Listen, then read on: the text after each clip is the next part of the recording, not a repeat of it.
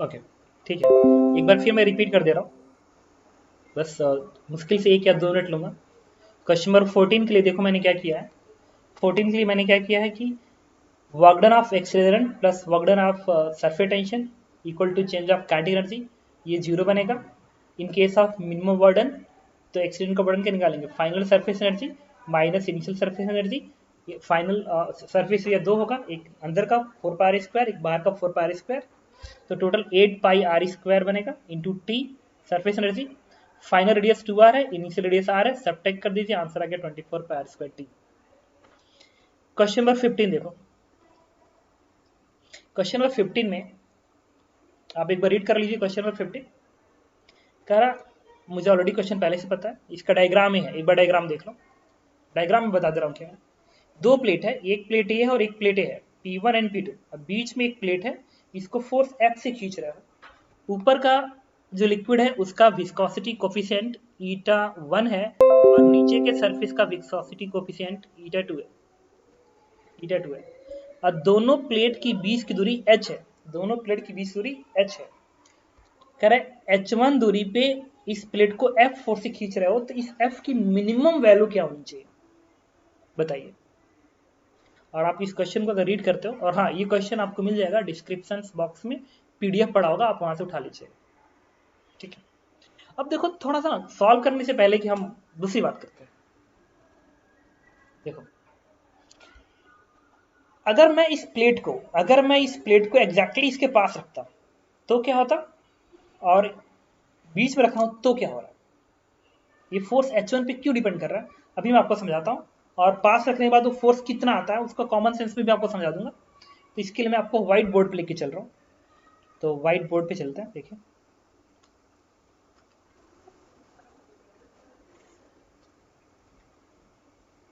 Question number, हम पढ़ रहे हैं क्वेश्चन नंबर 15। देखिए ये एक प्लेट है, एक ये प्लेट है H है, आपने इसमें एक प्लेट रख दिया, ऐसा एक प्लेट रखा है जिसको आप फोर्स F से खींच रहे हैं। ऊपर का कोफिशिएंट विस्कोसिटी η1 है, नीचे का η2 है, ठीक है। तो अब एक बात बताओ, अगर मैं इस प्लेट को उठा के, अगर मैं इस प्लेट को यहां न रख के यहां रखता तो क्या होता। तो बताता हूं, देखो इस वाले प्लेट पे ना फोर्स 2 तरफ से आता है, एक ऊपर से आता है, एक नीचे से आता है। मतलब इसके बीच में लिक्विड जो ट्रैप है ना वो भी फोर्स लगाती, और इधर की भी लिक्विड इसको फोर्स लगाती। तो अगर तुम इसकी एबीडी बनाते हो, इसकी एबीडी बनाते हो, तो ऊपर के लिक्विड का जो फोर्स आएगा, दिस इज ईटा ए, इस प्लेट का area eta A into DV by D Z. और डीवी बाई डी जेड जो है वो इस प्लेट की वेलोसिटी और इस सरफेस की वेलोसिटी का डिफरेंस अपान बीच की दूरी है। बिकॉज रेक्टेंगुलर फ्लो है, रेक्टेंगुलर फ्लो में ऐसा होता है। तो इसकी वेलोसिटी भी मान लो माइनस इसकी वेलोसिटी 0 एंड डिवाइड बाई इस प्लेट और इस प्लेट की बीच की दूरी, this is small h। But अगर ये दूरी बहुत ही कम है, अगर ये दूरी बहुत ही कम है, तो h अप्रोचिंग 0 हो गया। मतलब ये फोर्स किधर अप्रोच करेगा, इन्फिनिटी। इसका मतलब कि अगर ऊपर का सरफेस के पास अगर तुम इस प्लेट को रखते हो, अगर इस प्लेट को तो ऊपर के सरफेस के एकदम पास में रखते हो, पास में, तो इसको खींच पाना बहुत ही मुश्किल है। बिकॉज जो ऊपर का वॉल है ना, उससे जो इस पे आएगा विस्कस फोर्स इनफाइनाइटली लार्ज आएगा, तो खींचना बहुत मुश्किल हो जाएगा। और इसको तुम कल ऐसे भी सोच सकते हो, देखो कैसे। कभी क्या करना, एक ग्लास लेना, ग्लास का प्लेट लेना, उस ग्लास के प्लेट पे पानी रख देना, वाटर रख देना, उसके ऊपर दूसरा ग्लास का प्लेट रख देना, और उसको कैसे खींचना, देखना तुम्हें खींचने में ना दिक्कत होती है, बहुत फोर्स लगाना पड़ता है। It is only because of इस ग्लास का प्लेट और इस ग्लास की प्लेट के बीच में जो लिक्विड की लेयर पड़ी हुई है उसकी थिकनेस बहुत ही कम है, थिकनेस बहुत कम है, इसलिए ऐसा हो रहा है, ठीक है। तो इसका मतलब ये हो गया कि ये जो प्लेट है ना जिसकी हम लोग बात कर रहे हैं, ये जो प्लेट है जिसकी हम बात कर रहे हैं, 1 सेकेंड, 1 सेकेंड। इस प्लेट की जो हम बात कर रहे हैं ना, ये प्लेट जितना इस सरफेस के पास रखोगे उतना ही ज्यादा फोर्स लगेगा, इन्फाइनेटली लार्ज। द सिमिलरली अगर ये प्लेट यहां पे आता है तो यहां भी तो जो नीचे की लेयर है उससे फोर्स इन्फाइनेटली लार्ज लगेगा इसका फोर्स पीछे की ओर। ये तो कंफर्म हो गया कि यार इस प्लेट को ना तो बॉटम वाले सरफेस एकदम पास में रखेंगे और ना ही ऊपर वाले सरफेस एकदम पास में रखेंगे, नहीं रखेंगे। इसका मतलब क्या करेंगे कि हमें एक वेरिएबल डिस्टेंस पे रखना पड़ेगा, and let's this distance is h, because अगर हमें ग्राफ ड्रॉ करता है ना v वर्सेस h की, फोर्स वर्सेस h का, वो पता कैसे बनता है, ऐसा बनता है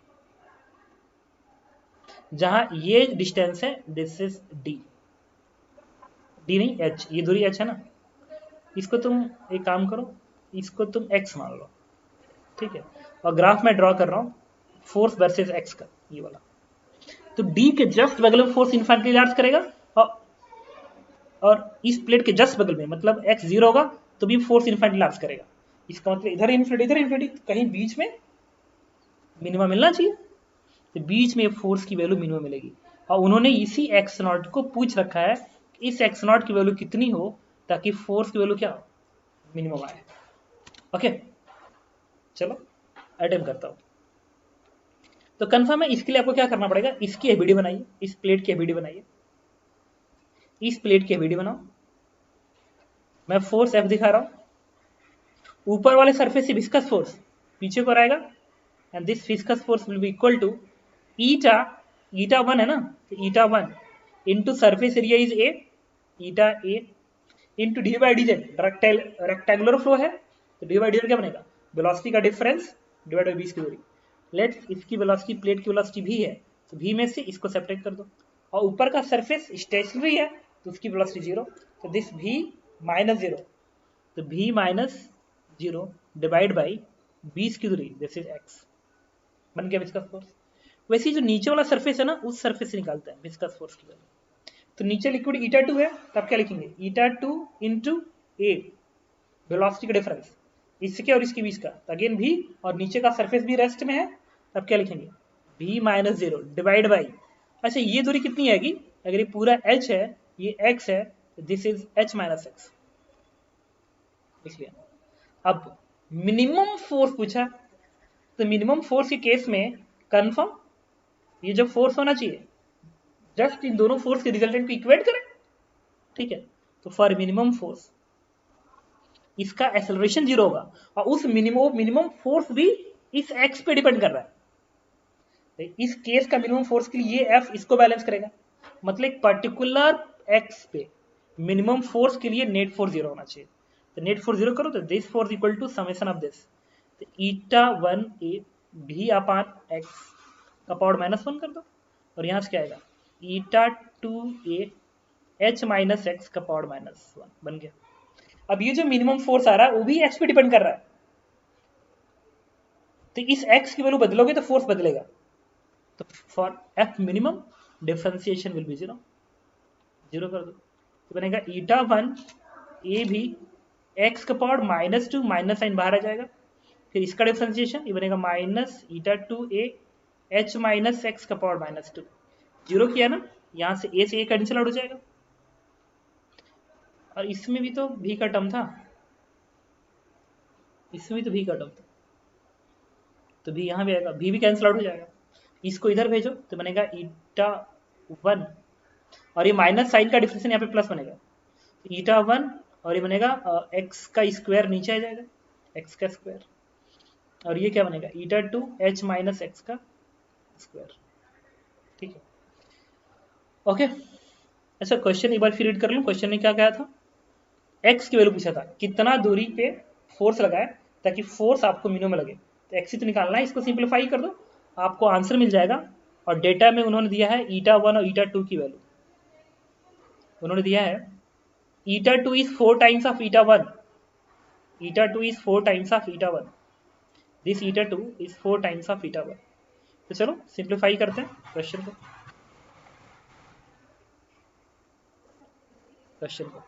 तो यहां से आएगा ईटा 2 की जगह 4 ईटा 1 रख दो, 4 ईटा 1 कैंसिल आउट हो गया, इसको इधर भेजो, रूट ले लो, h माइनस एक्स बराबर ट्वाइस ऑफ एक्स आएगा, सिंप्लीफाई करने पे 4 है ना, रूट बनेगा, इससे x वैल्यू क्या आएगी h/3।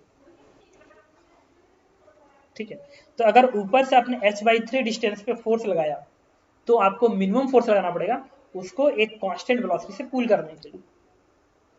ठीक है, और एक और बात बता दो, अगर मैं कहूं कि ये ईटा और ये ईटा इक्वल होते तो बराबर आ जाता, मतलब h/2 पे लगाना पड़ता। ओके, ठीक है, तो ये तो आपको समझ में आ गया हो कि इस प्लेट को क्यों इसके जस्ट पास में नहीं रख रहा हूं, चाहे इसके जस्ट पास में नहीं रख रहा हूं, बिकॉज ऑफ आपको इनफाइनाइट फोर्स लगाना पड़ेगा आगे की ओर, क्योंकि विस्कस फोर्स इनफाइनाइट पीछे को लग रहा है, इसीलिए मैं एक वेरिएबल एक्स पे जाके इसको डिफरेंशिएट किया। ओके, नेक्स्ट क्वेश्चन डिस्कस करता हूं। देखिए,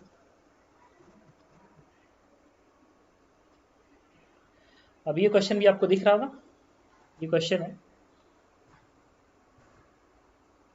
देखिए, a container of large uniform cross section area A resting on the horizontal surface hold the two immeasurable non-viscous incompressible liquid of density D and 3D, each of the height h/2. The lower density of liquid is open to the atmosphere having a pressure P0.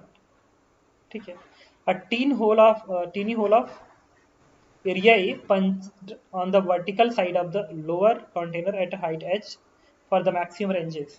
तो मैं question ही भी नहीं समझा, पहले question समझो। A container of large cross section area,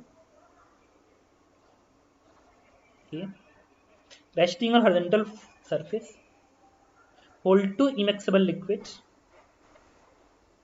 ऊपर की density D, नीचे की 3D, सही बात है, लोअर डेंसिटी ऊपर रहेगी, हाई डेंसिटी नीचे रहेगी, ईच ऑफ हाइट h/2, ये भी हाइट h/2 है, ये भी हाइट h/2 है।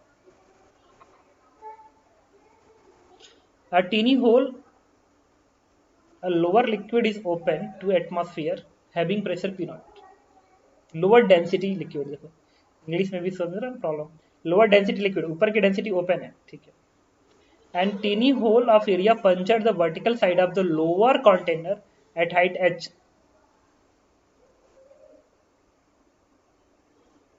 at height small h, देखो, और ये h वैल्यू h/2 से कम है, h/2 से कम है, तो which range is maximum, range को मैक्सिमम होने के लिए वैल्यू क्या होनी चाहिए, ठीक है,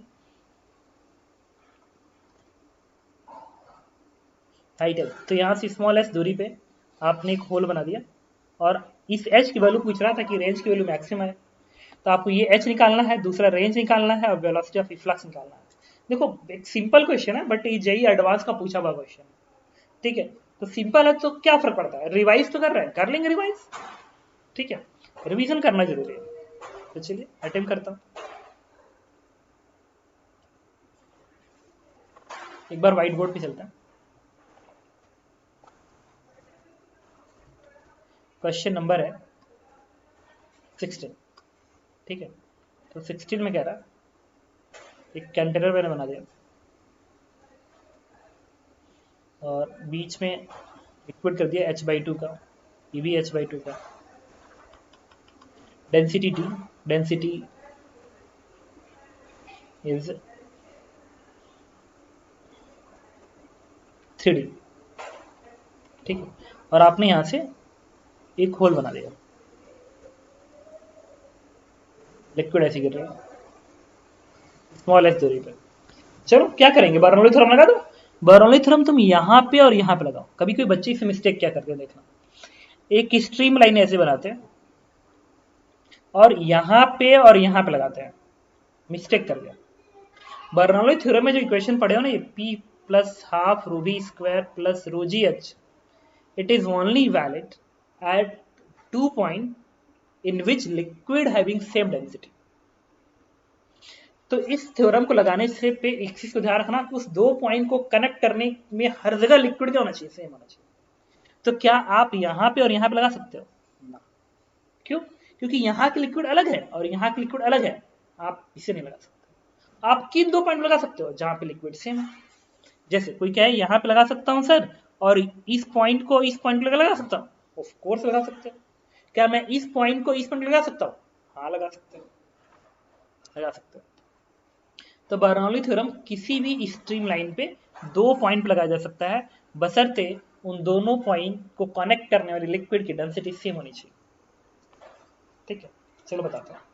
तो हम लोग क्या करते हैं ना, यूज करो इस पॉइंट पे, जस्ट यहाँ पे यूज करो और यहाँ पे यूज करो। This is the velocity of flux. तो जस्ट बाहर प्रेशर पी नॉट है, kinetic energy half rho into we का स्क्वायर और पोटेंशियल एनर्जी 0, इसको रिफरेंस लाइन की तरह से मान लिया, इज इक्वल टू यहाँ पे यहाँ का प्रेशर निकालेंगे, यहाँ का static pressure P naught plus h rho g, यहाँ का प्रेशर निकालना है ना, तो एटमॉस्फेयर का पी नॉट एंड प्लस ये एच रो जी, क्या लिखोगे h by two rho of liquid is d h rho into g, यहाँ का प्रेशर मिल गया। और पोटेंशियल एनर्जी रो जी एच, ये इंपॉर्टेंट टर्म बन गया, ये एक इंपॉर्टेंट टर्म बन गया कि तुम मुझे ये बताओ यहां का प्रेशर लिखते समय, भाई ये वाला जो इक्वेशन है तुमने यहां का लिखा है, अब तुम यहां का लिख रहे हो, तो यहां का प्रेशर के लिए P naught plus h rho जी में रो तुमने ऊपर वाला लिक्विड लिया है, लेकिन जब काइनेटिक लिखोगे हाफ रो बी स्क्वायर, तो क्या इस लिक्विड डेंसिटी लिखेंगे ऊपर वाले का लिखें, ऊपर वाले लिखोगे नीचे वाले का। बरौली थ्योरम उस 2 पॉइंट भी से वैलिड है जिसकी डेंसिटी सेम होगी, तो यहाँ की डेंसिटी क्या है 3D। अच्छा यही तो रो को 3D बना लो, नहीं रो को 3D बना लो, p naught plus half rho B square plus 0 p naught plus h rho g, और ये बनेगा हाफ और यहाँ की डेंसिटी 3D इंटू वी का स्क्वायर प्लस इसका रो जी h, rho g into h, rho कितना इसका 3D है, यहाँ पे तुम 3D रखो, 3D रो जी इंटू और एच, ये दूरी कितनी होगी भाई, ये स्मॉल एच है ना, तो ये एच बाई 2 है, तो ये दूरी कितनी बनेगी, ये दूरी बनेगी एच बाई 2 माइनस एच, तो मैं बताता हूं एच बाई 2 माइनस एच, तो एच रो जी हो गया।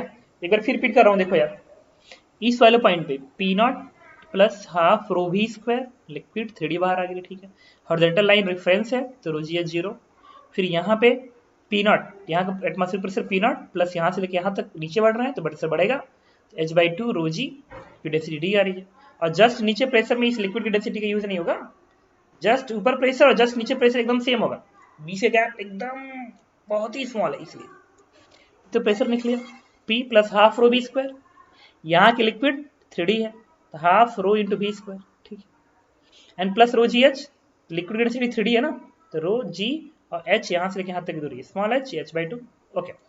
लेकिन चूंकि ये एरिया इस ऑर्फिस से बहुत ही ज्यादा है, तो आप इस काइनेटिक एनर्जी को नेग्लेक्ट कर दोगे respect to this, P naught से पी नॉट कट गया, सिंप्लीफाई कर लो, यहाँ से बनेगा 3dv का स्क्वायर डिवाइड बाई 2, यहाँ से ये बनेगा कितना h बाई 2 dg, और यहाँ से क्या आएगा 3dg h by 2 minus H, simplify करो, सिंप्लीफाई, ये d से d कैंसिल आउट होगा,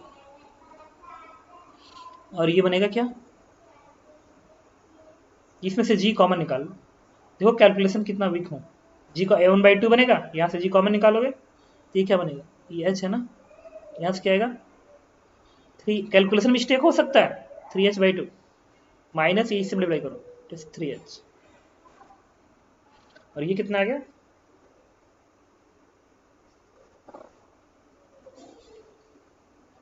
तो यहाँ से v का स्क्वायर की वैल्यू आ गई, दिस इज 2 से 2 कैंसिल आउट हो जाएगा, ये बनेगा 3 6 6 सब्ट्रैक्ट करोगे 3 से तो बनेगा 3, ये माइनस साइन बन जाएगा, माइनस साइन, कैलकुलेशन मिस्टेक हुआ तो तुम्हें खुद ही बताना पड़ेगा, ये 2 से 2 कटेगा, ये बनेगा g बाई 3 इंटू, ये हो गया मिस्टेक कैलकुलेशन, देखो ठीक है, अब आते हैं 3 बाई 2, और ये h बाई 2 बना था, रुको यार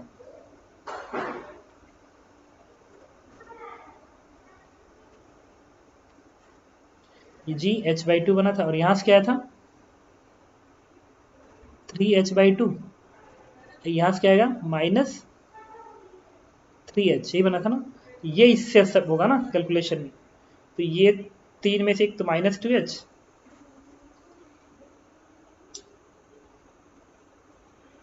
मैं फिर भी मिस्टेक कर रहा हूँ। ये प्लस आएगा ना, तो 3 1 4/2 करोगे तो 2h बनेगा, माइनस 3h बनेगा। ठीक है, तो यहाँ से वेलोसिटी ऑफ इफ्लक्स की वैल्यू आ गई, दिस इज 2g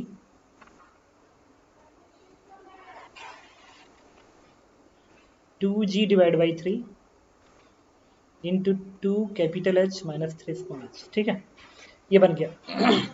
अब क्या पता करना है, रेंज मैक्सिमाइज करना है, रेंज तो टाइम निकालना, यहाँ से यहाँ तक आने का टाइम, तो जो टाइम आता है दिस इज √2h/g। समझ गए होगे, ये वर्टिकल वेलोसिटी 0 है, तो यहाँ से यहाँ तक आने का टाइम वर्टिकल डिस्प्लेसमेंट √2h/g।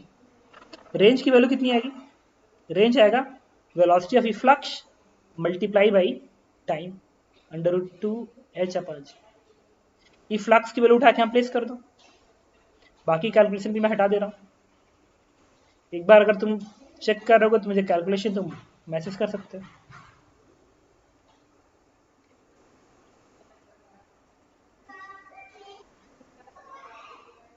ठीक है,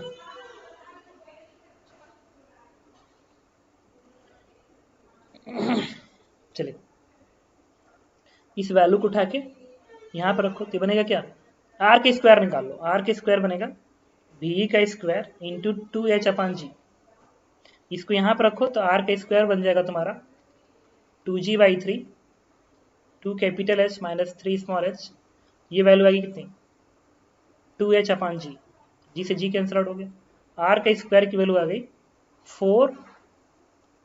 4/3 अंदर आएगा, और ये टर्म्स इधर भेज दो तो बनेगा 2 capital H small h minus 3h square. ठीक है,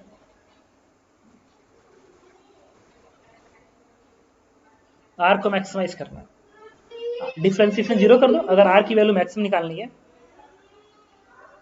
तो इसका differentiation D of R square by D H will be 0, क्योंकि h वेरी कर रहा है ना, तो इसको डिफरेंशिएट करो अंदर वाले फंक्शन को, क्योंकि ये तो बाहर आके 0 बन जाएगा। इसका क्या बनेगा 2 कैपिटल H, इसका क्या बनेगा माइनस 6 स्मॉल h, 0 है, इससे h की वैल्यू क्या आएगी 2h/6 मतलब h/3।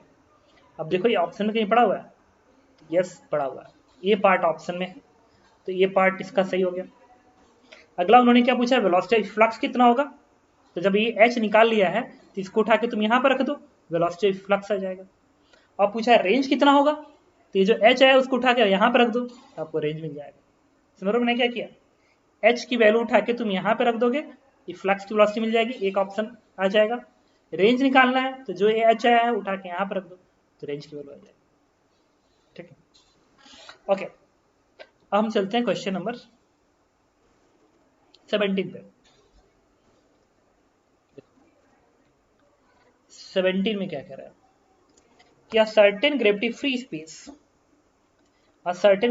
space, the piston of an injection is being pushed so that water is jet come out with the speed v. Area of the piston is much greater than that of orifice of the injection. Injection जानते ही हो, अब उसको आपने ऐसे force F लगा रखा है, तो इससे भी स्पीड से लिक्विड बाहर निकल रही है। तो कह रहा है बताइए फोर्स का डिपेंडेंट क्या होगा, पावर का डिपेंडेंट क्या होगा वेलोसिटी पे। तीसरा पूछ रहा है कितने टाइम में वो लिक्विड को बाहर निकाल देगा, वो भी पे कैसे डिपेंड करेगा। टोटल वर्क डन, जो पर्सन टोटल वर्क करेगा वो भी पे डिपेंड कैसे करेगा, समझ रहे हो। ठीक है, क्या निकालना है, फोर्स निकालना है, पावर निकालना है, टाइम निकालना है और वर्क निकालना है। ठीक, चलो क्वेश्चन अटेम्प्ट करते हैं। मैं व्हाइट बोर्ड पे लेके चल रहा हूँ आपको, व्हाइट बोर्ड पे जाने की जरूरत है क्या, नहीं आपको यही मैं समझा सकता हूँ। देखिए मैं बनाता हूँ, इस तरीके से एक पिस्टन बना लो, ठीक है, और ऐसा इंजेक्शन है, इस ऑरिफिस से वेलोसिटी 20 बाहर निकल रहा, तुम फोर्स ऐसे एफ लगा रहे हो, एफ लगा रहे हो, ठीक है। तो मुझे ये बताओ area piston is much greater than, अच्छा बताओ यहाँ पे जो यहाँ का, अब यहाँ पे लगा दो बर्नौली थ्योरम और जस्ट बाहर लगा दो बर्नौली थ्योरम, यहाँ पे और यहाँ पे, यहाँ पे, यहाँ पे, यहाँ पे प्रेशर पी नॉट है, इक्वेशन क्या लिखोगे p naught plus half rho we square rho ji h zero आ गया, हर डेल्टा बल पे है, इज इक्वल टू यहाँ का प्रेशर क्या होगा, एटमॉस्फेरिक प्रेशर पी नॉट, और ये फोर्स लगाने की वजह से भी तो एक्स्ट्रा प्रेशर बढ़ गया, कितना, एफ अपान ए का, ये वाला एरिया होगा कैपिटल ए, ठीक है, लिखोगे p naught plus f upon a, p बन गया, plus half rho B square, half rho into v e, v i लिख लो, वी आई के स्क्वायर, वी इन, बट ये एरिया बहुत ज्यादा होता है कंपेयर टू इस एरिया से। इंजेक्शन में देखो जो आगे का वाला होता है उसका एरिया कितना नीडल जैसा होता है, कितना कम होता है, और ये क्रॉस सेक्शन ज्यादा होता है। तो अकॉर्डिंग टू कंटिन्यूटी इक्वेशन तुम ये कह सकते हो कि यहाँ की वेलोसिटी बहुत कम होगी compare to this velocity. Now you can neglect this equation, कर सकते हो। पी नॉट से पी नॉट कैंसिल आउट हो गया, यहाँ से एफ की वैल्यू देखो, एफ की वैल्यू इस ए को इधर भेज दो, एफ की वैल्यू सॉल्व होगी तुम्हारी कितनी आ गई, this is 1/2 rho A into B square, half rho A into B square, half rho A into B square, मतलब फोर्स जो है बी स्क्वायर के प्रोपोर्शनल है। इसका मतलब उन्होंने ए पार्ट जो कहा है वो सही कहा हुआ है। फिर वो कह रहा है पावर बताइए, पावर, पावर क्या होता है, पावर होता है फोर्स इंटू वेलोसिटी, लेकिन कौन सी वेलोसिटी, भाई इस फोर्स का पावर निकालना है ना, तो आपको ये वाली वेलोसिटी निकालनी पड़ेगी जो कि वी आई था, तो वी आई करेंगे। अब वी आई पे डिपेंड वी आई की वैल्यू कैसे निकालें, यूजिंग कंटिन्यूटी इक्वेशन। यहाँ आप लिखेंगे continuity equation, this is capital A into V I A one V one is equal to, यहाँ क्रॉस सेक्शन दिया स्मॉल एस, स्मॉल ए लिख लो, इंटू वी, तो यहाँ से वी आई की वैल्यू क्या आ गई, ए भी अपान कैपिटल ए, इसको उठा के तुम यहाँ पर रख दो वी आई, और एफ की वैल्यू उठा के यहाँ प्लेस कर दो, तो समझ सकते हो इसमें भी है, वी आई भी के प्रोपोर्शनल है, तो जो वी आई है it is proportional to V, और कैपिटल एफ किसके प्रोपोर्शनल है, वी स्क्वायर के प्रोपोर्शनल है। देखो तो दोनों का multiple F into V I का, V into V square V Q के प्रोपोर्शनल होगा, ये भी सही कह रहा है, बी पार्ट भी सही है। C part, the time for emptying the injection is proportional to be inverse, time, कितने टाइम में लिक्विड बाहर निकल जाएगा। तो मुझे बताओ अगर ये कांस्टेंट फोर्स एफ से प्रेस कर रहा है और एफ कांस्टेंट ही आएगा बिकॉज भी कांस्टेंट है, देखो come out with the speed भी, ठीक है ना, come out with the speed भी, तो लिक्विड जो है वो भी के कांस्टेंट स्पीड से बाहर आ रहा है, तो अगर भी कांस्टेंट है तो क्या फोर्स कांस्टेंट होगा, हाँ फोर्स कांस्टेंट होगा, गुड, फोर्स कांस्टेंट होगा, हाँ ठीक है, फोर्स कांस्टेंट होगा। तो अब कितना टाइम लगेगा इसको बाहर निकलने में, तो इसका जो वॉल्यूम है, वॉल्यूम टाइम कितना लगेगा, मैं यहाँ लिख दूँ, time equals to total volume liquid का, मान लो कैपिटल क्यू है, टोटल वॉल्यूम लिक्विड का वॉल्यूम क्यू है, एंड डिवाइड बाई किस रेट से लिक्विड बाहर निकल रहा है, तो इसका एरिया स्मॉल है तो ए इंटू वी कर दो, तो स्मॉल ए इंटू वी कर दो, पता चलेगा कितने टाइम में बाहर निकलेगा, टोटल वॉल्यूम तो कांस्टेंट है ना, वही तो बाहर निकालना है, और वेलोसिटी भी है तो वॉल्यूम फ्लो रेट क्या होगा, स्मॉल ए भी, तो टी प्रोपोर्शनल टू वी का पावर -1,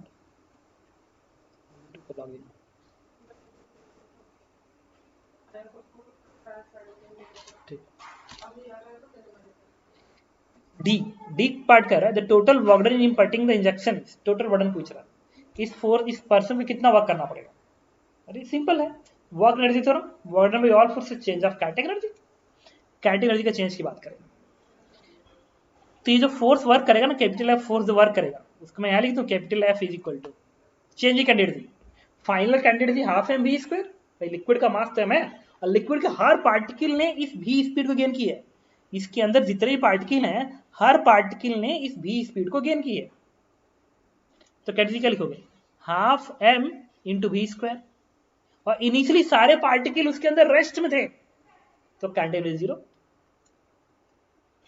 ठीक है, फाइनली हर पार्टिकल ने इससे निकलते समय, बाहर निकलते समय 20 स्पीड गेन की थी, तो टोटल कैंडिडेट फाइनल कितनी आ गई, हाफ एम वी स्क्वायर, और इनिशियली सारे पार्टिकल इसके अंदर थे जो कि रेस्ट में थे, candidate 0, then work done is proportional to B square, work done is proportional to B square, so it's D option is also correct, तो सारे ऑप्शन इसके करेक्ट है। ओके अब इसका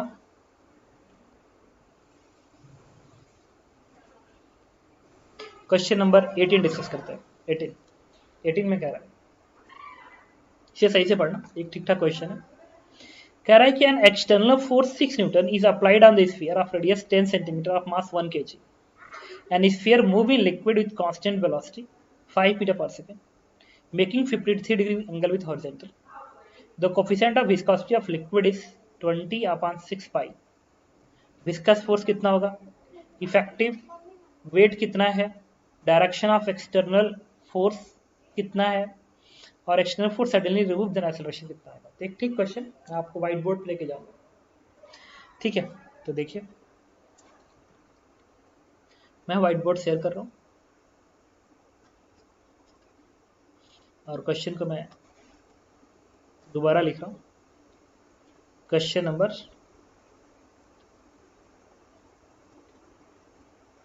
18 में कह रहा है कि एक स्फीयर है,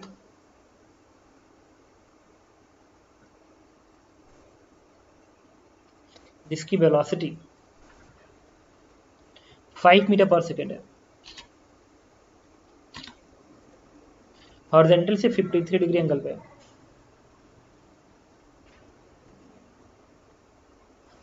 ठीक है, और जो क्वेश्चन में डेटा है वो मैं नोट कर ले रहा हूं।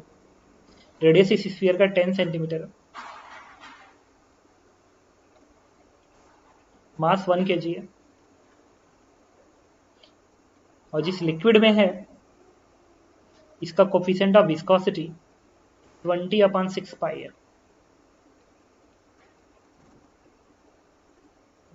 और इस पे एक्सटर्नल फोर्स लगा हुआ है 6 न्यूटन का।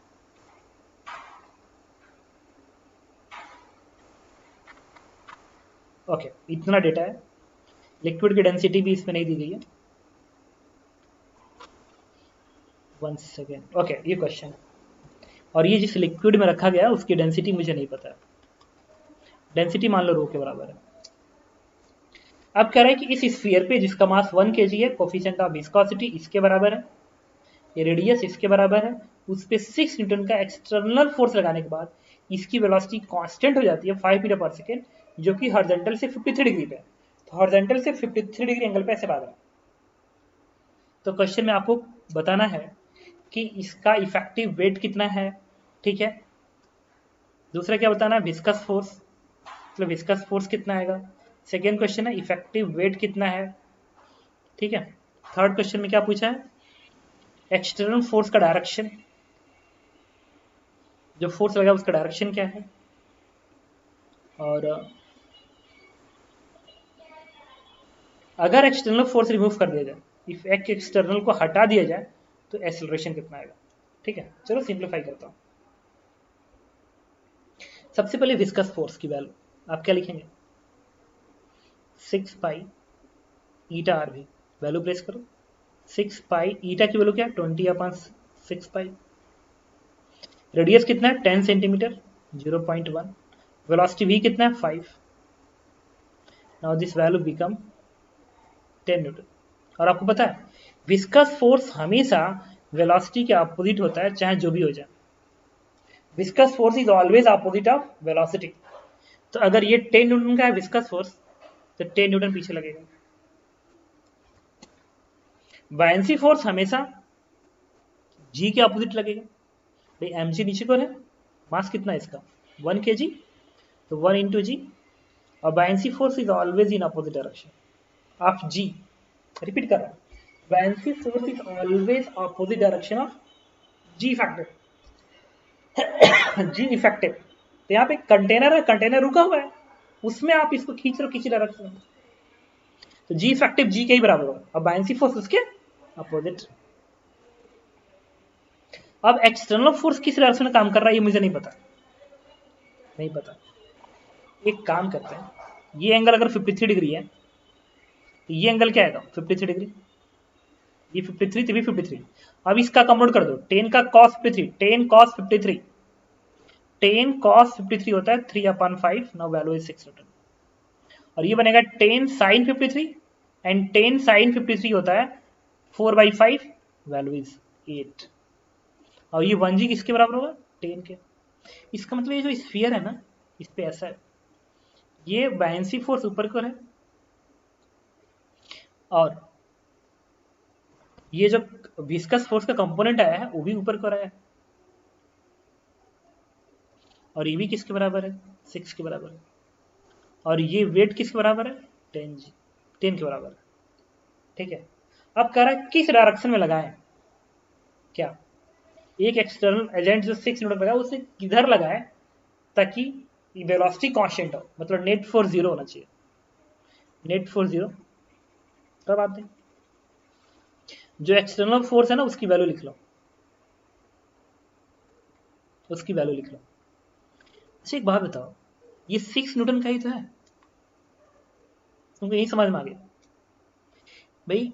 हॉरिजॉन्टल डायरेक्शन में इन दोनों का कंपोनेंट तो आएगा नहीं, इसका और इसका एक ही है 6। इसको बैलेंस करने के लिए एक्स्ट्रा एजेंट को इधर 6 न्यूटन लगाना पड़ेगा और वो अकेले 6 का ही है। इसका मतलब श्योर हो गया कि जो एक्स्ट्रा एजेंट का फोर्स होना चाहिए वो किधर लगना चाहिए, हॉरिजॉन्टल डायरेक्शन में लगना चाहिए। तो थर्ड का आंसर होगा हॉरिजॉन्टल होना चाहिए। बायनेंसी फोर्स 10 न्यूटन और वाई में भी फोर्स बैलेंस होना चाहिए, नेट फोर्स जीरो। क्या लिखोगे, एफ बी प्लस 8 बराबर 10, तो बायनेंसी फोर्स क्या आ गया 2 न्यूटन। तो बायनेंसी फोर्स इज 2 न्यूटन। तो इफेक्टिव वेट कितना होता है, अच्छा इफेक्टिव वेट क्या होता है एम जी माइनस बायनेंसी, तो एम जी 10 है और बायनेंसी क्या है 2 है। What is effective weight, it is m g minus buoyancy, तो 10 minus 2 it is 8।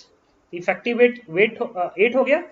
Direction extension का हॉरिजॉन्टल आएगा, विस्कस फोर्स 10 का आ गया। और क्या पूछा है कि अगर एक्सलेरेंट हट जाए तो एक्सेलरेशन कितना हो जाएगा। तो अगर इस फोर्स को तुम हटा दोगे उस इंस्टेंट पे, हटा दो अचानक से इसको, तो अचानक से फोर्स हटने पे इस स्फीयर की वेलोसिटी पे चेंज नहीं आएगा, उसके तुरंत बाद वेलोसिटी वही रहेगी, उस समय के साथ धीरे धीरे वेलोसिटी चेंज करेगी, समय के साथ चेंज करेगी। इसका मतलब ये हो गया कि बायनेंसी फोर्स तो वही रहेगा क्योंकि कंप्लीटली समर्स कंडीशन में। ठीक है, तो और कंप्लीटली समर्ज ही नहीं है यार, फोर्स हटाने से जो वॉल्यूम समर्ज है वो अचानक से कैसे बदल जाएगा, जो भी वो अचानक से कैसे बदलेगा, जो है सो है। तो अगर वो कंप्लीटली समर्ज है तो जो वॉल्यूम है वही है, तो बायनेंसी फोर्स वही रहेगा, बायनेंसी फोर्स नहीं चेंज हुआ, ये 2 ही रह जाएगा, हटाने के तुरंत बाद ये 2 रह गया। अच्छा अब विस्कस फोर्स बदलेगा नहीं क्योंकि विस्कस फोर्स क्या है 6 पाई ईटा आर भी है, वेलोसिटी अचानक से चेंज होगी नहीं, तो क्या ये 10 न्यूटन बदलेगा ना ही डायरेक्शन बदलेगा, तो ना तो 8 बदलेगा ना 6 बदलेगा क्योंकि ये दोनों ही इससे आ रहा है, एम जी भी नहीं बदलेगा। तो जो नेट फोर्स इसका होगा वही एक्सेलरेशन देगा। तो देखो ये 8 8 2 का रिजल्ट 10, इसको कट कर देगा, तो नेट फोर्स तो बस 6 के बराबर हुआ। तो नेट फोर्स 6 बराबर मास इंटू एक्सेलरेशन, मास था 1 इंटू एक्सेलरेशन, तो ये क्या आ गया 6 मीटर पर सेकंड स्क्वायर। और डायरेक्शन किधर आएगा left, direction will be in left direction. Okay 18 के बाद हम लोग नेक्स्ट क्वेश्चन डिस्कस करेंगे, क्वेश्चन नंबर 19 मैं आपको शेयर कर रहा हूँ।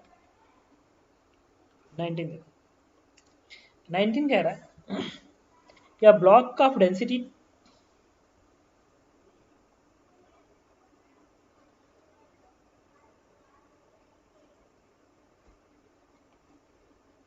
वन सेकेंड बता रहा।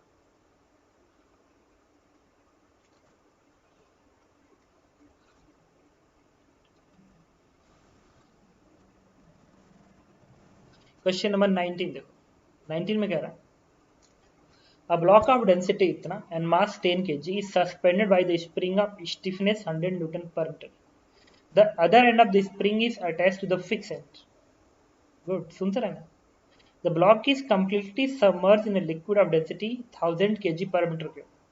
If the block is in equilibrium, elongation कितना होगा, बायनेंसी फोर्स कितना होगा, स्प्रिंग एनर्जी कितनी होगी, और magnitude of spring force is greater than weight of block. चलो रिपीट करते हैं, अ ब्लॉक ऑफ डेंसिटी इतना एंड मास इतना is suspended by the spring of stiffness, the other end of spring is attached to the fixed support, the block is completely submerged in liquid, liquid में completely submerged है। Block के problem पे ABD बनाते हैं, white board पे चलें ABD बनाएं। White board पे एबीडी बनाते हैं। देखिए एबीडी है, एक ब्लॉक है, स्प्रिंग लगा हुआ है। क्वेश्चन रीड कर रहा हूँ, डेटा पहले लिखते हैं। अच्छा देखो मैं डेटा पहले लिख रहा हूँ, तुमको भी यही करना होगा, डेटा पहले लिखा करो, जब भी क्वेश्चन करो डेटा लिख लो, ताकि क्या क्या सोचना है तुम फर्दर सोच सको। तो सबसे पहले डेटा लिखा जाता है।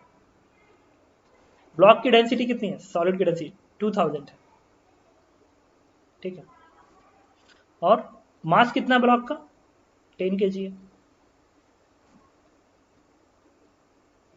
स्टिफनेस कितना है, 100 है। Other and the block is completely, water की डेंसिटी जिसमें सबमर्ज है 1000, completely submerged. Question number 20 discuss कर रहा है, बट 20 नहीं 19 है, सॉरी 19। अब क्वेश्चन में आपसे क्या क्या पूछा है मैं बता दे रहा हूँ। पहला क्वेश्चन में उन्होंने पूछा है इलॉन्गेशन कितना होगा स्प्रिंग का। तुम भी ऐसे ही अटेम्प्ट करो ना क्वेश्चन को, जब भी अटेम्प्ट करते हो क्वेश्चन को तो एक साइड में क्या करो, डेटा लिख लो, जैसे मैंने लिख लिया डेटा। अब सोचेंगे इलॉन्गेशन चाहिए, अगला क्या चाहिए, बायनेंसी फोर्स कितना लग रहा है, नेक्स्ट क्या कह रहा है, स्प्रिंग एनर्जी कितनी होगी, और जो स्प्रिंग फोर्स है उसका उसकी वैल्यू पूछ रहा है। चलो ठीक है बताते हैं। एबीडी बना है, एमजी इधर दिखेगा नीचे, मास कितना है 10, तो एमजी नीचे। बायनेंसी फोर्स ऊपर कितने का, वी रो जी का। भी किससे आएगा, मास बाई डेंसिटी से, ब्लॉक का मास को डेंसिटी से डिवाइड कर दो तो बनेगा भी की जगह पे 10/2000। भी वॉल्यूम बन गया, भी रो लिक्विड, लिक्विड की डेंसिटी 1000, भी रो इंटू जी। देखो वॉल्यूम किससे आएगा, मास को डेंसिटी से डिवाइड कर दिया, भी rho of liquid into G. Spring force को दिखाओगे और कोई एबीडी में है, एमजी नीचे, स्प्रिंग फोर्स ऊपर, बायनेंसी ऊपर। वैल्यू कैलकुलेट कर लो, ये कितना आएगा 100, ये कितना आएगा बता सकते हो, ये 1000 इसको कट कर देगा, ये आएगा 50। तो नेट फोर्स बैलेंस कर दो इक्विलिब्रियम पे, तो एफ एस ऊपर स्प्रिंग फोर्स 50, बायनेंसी फोर्स ऊपर और ये 100 नीचे। इससे एफ एस की वैल्यू क्या आ गई 100, 100 कर रहा हूँ 50, 50। अच्छा इसका डी पार्ट स्प्रिंग फोर्स निकल गया, देखो 50 प्लेस कर दो यहाँ पे। कोई बात नहीं, इजी क्वेश्चन है तो क्या फर्क पड़ता है। पोटेंशियल एनर्जी, स्प्रिंग फोर्स क्या होता है के एक्स, के कितना 100, एलोंगेशन क्या हो गया 1/2, 1/2 मीटर, इसका मतलब ठीक है 50 सेंटीमीटर, 0.5 मीटर। बायनेंसी फोर्स उन्होंने पूछा है, तो बायनेंसी फोर्स यही तो है, V rho G 50। Spring energy क्या होगी हाफ के एक्स स्क्वायर, के कितना है 100 और एक्स कितना 1/2, आएगा 100/8, तो 8 का मतलब 8 दूनी 16, कितना है जी, कितना है बता सकते हो, 50/4, तो 4 एकम 4 दूनी 8, इतना। आगे सारे आंसर्स ओके। क्वेश्चन नंबर 19 के बाद क्वेश्चन नंबर 20 में चलता हूँ। 20 में कह रहा है कैपिलरी का क्वेश्चन है, एक अच्छा क्वेश्चन है बट इसका आंसर गलत दिया हुआ है। कह रहा है the lower end of capillary tube of radius 10⁻³ mm, capillary tube है, lower end capillary tube, radius इतना, dipped vertically into the liquid, surface tension of liquid is 0.9, specific gravity is 5, contact angle between the liquid and material of capillary tube is 120, maximum possible depression of the liquid column in the capillary tube is, कह रहा है कितना वो maximum depress करेगा, ठीक है use करते हैं। देखो अगेन व्हाइट बोर्ड पे चलते हैं, बाकी देखो तुम पढ़ लो। द मैक्सिमम पॉसिबल डिप्रेशन इतना, if the length of capillary tube deepened inside mercury is half of the maximum possible depression, length of the capillary tube is depend is half of maximum. तो contact angle कितना बनेगा? तो अगले में कह रहा है कि अगर ये 1/3 हो जाए तो फिर 1/3 तब कांटेक्ट एंगल कितना बनेगा? ठीक है, चलिए बता रहा हूँ। एक बार फिर व्हाइट बोर्ड पे चलेंगे हम लोग। क्वेश्चन नंबर 20 डिस्कस कर रहा हूँ।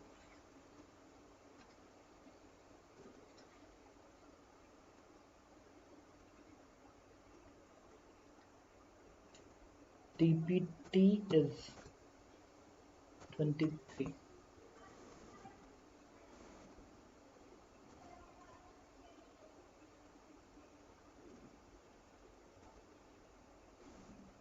ओके, क्वेश्चन नंबर 20 में डिस्कस कर रहा हूँ। देखिए 20 में आप बना लीजिए इस तरीके से। इसमें आपने रख दिया है लिक्विड को, तो H का फॉर्मूला क्या होता है? 2T cos theta upon R रो जी। वैल्यू प्लेस कर दो। तो उन्होंने T की वैल्यू देखो क्वेश्चन में मेंशन किया गया, T कितना है? 0.5। cos थीटा 120 डिग्री है। रेडियस R कितना है? देखो 0.3 है, 0.3 -3 10 पावर -3। डेंसिटी उसका स्पेसिफिक ग्रेविटी 5 है, मतलब डेंसिटी क्या होगा? 5 × 10³ होगा। स्पेसिफिक ग्रेविटी 5 वाटर के रिस्पेक्ट में होता है, तो रो की जगह क्या लिखोगे? 5 × 10³ और जी 10 है, प्लेस कर दो।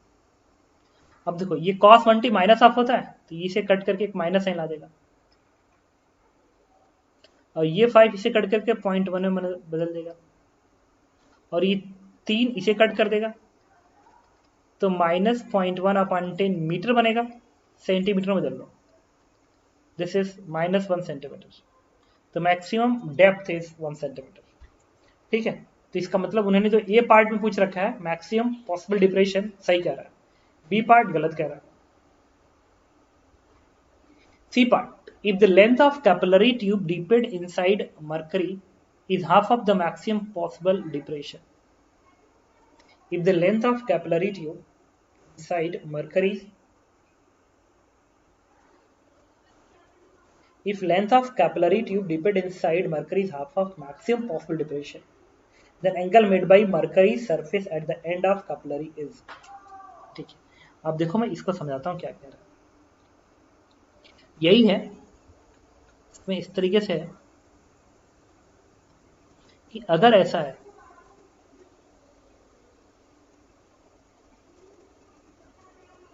ये इनसफिशिएंट लेंथ का क्वेश्चन है, तो मरकरी ऐसा था, अब मरकरी इसके नीचे आएगा,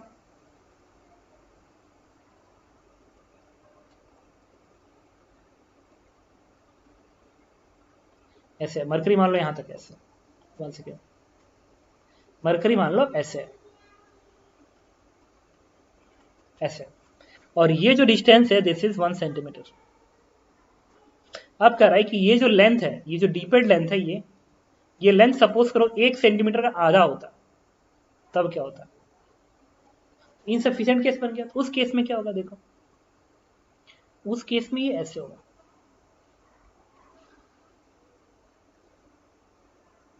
ठीक है। ये क्या होगा कि ये यहां का कांटेक्ट एंगल अपनी वैल्यू को चेंज करेगा, कांटेक्ट एंगल अपनी वैल्यू को चेंज करेगा, ठीक है। कांटेक्ट एंगल चेंज करके अपने एंगल को ऐसे बना लेगा, this angle is let's theta. अब ये हाइट क्या है? 1/2 है, 1/2 लिखो, formula 1/2 is equal to 2t, तो यही बनेगा 2t cos थीटा 1 लिख लो अपान r रो जी, r रो जी लिख लिया, r रो जी। अच्छा, इसकी पूरी वैल्यू, इसको तुम क्या करो, इस cos थीटा को यहां प्लेस कर दो, भाई थीटा 120 है, 120 मतलब ये -½ बनेगा, -½ तो अगर ये -½ तो बनेगा -2h, ठीक है, ये बन जाएगा। अभी 2t/r rho g, 2t/r rho g की जगह पे तुम क्या लिख सकते हो, -2h, और h कितना है 1 सेंटीमीटर है ना, ये बनेगा 1/2, बनेगा -2, और h यहाँ रखने जा रहा हूँ, और h की जगह पे -1 इंटू cos θ1। इससे cos θ1 की वैल्यू क्या आ गई, दिस इज 1/4। अच्छा, लेकिन पता है क्या है, ये एक्यूट एंगल नहीं है, ये ऑब्ट्यूस एंगल ही बनेगा। प्रॉब्लम पता है कहाँ हो रही है, ये h ना मैग्नीट्यूड की तरफ से डील होगा यहाँ पे, तो इसको +1 की तरफ से लिखोगे ना नीचे की ओर, value will be minus this one. तो दिस इज द आंसर। इसका बी पार्ट भी सही है, सी पार्ट भी सही है। डी पार्ट कह रहा है कि अगर यही हाइट जो होती, अगर 1/3 हो जाती तो क्या होता, 1/3 हो जाती तो फिर तुम क्या करोगे, इसकी जगह पे क्या लिखोगे 1/3, क्योंकि कंप्लीट कवर करेगा 1/3, और सॉल्व करोगे ये आ जाएगा 1/6 -1/6, ये अटेंड कर लेगा। ठीक है, ओके। अब एक क्वेश्चन और करते हैं इसका, इसका नेक्स्ट पार्ट है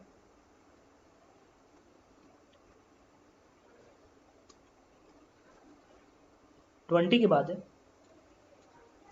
21 कह रहा है कि when capillary is immersed in a liquid, the liquid neither rise nor fall in the capillary, then क्या होगा। तो देखो तुम एक बार रीड कर लो, मैं यहाँ पर फॉर्मूला लिखता हूँ। h की वैल्यू क्या होती है, this is 2t cos θ upon r rho g, तो कह रहा है कि अगर h 0 आ रहा, नाइदर फॉल नॉर राइज का मतलब है कि h 0 आ रहा है, और h 0 कब होगा, जब सरफेस टेंशन 0 हो जाए। देखो सरफेस टेंशन लिक्विड में 0, डी पार्ट चलेगा। एंगल ऑफ कांटेक्ट में 90, ये भी चलेगा।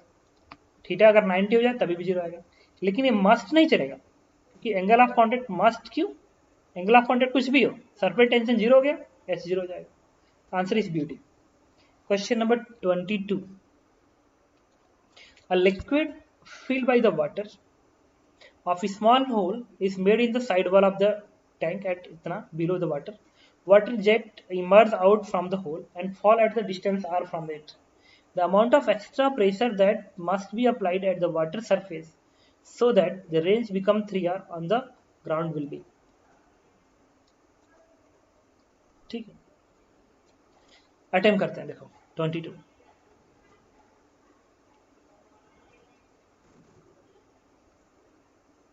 क्वेश्चन नंबर 22 अटेम्प्ट कर रहा हूँ। देखो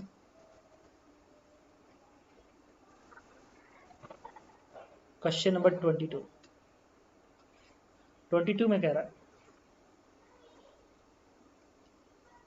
इस तरीके से बना लो, यहाँ पे वो पिस्टन है, यहाँ पे लिक्विड है, बाहर निकल रहा है, ठीक है, और ओके, इस क्वेश्चन को डिस्कस करेंगे नेक्स्ट क्लास में।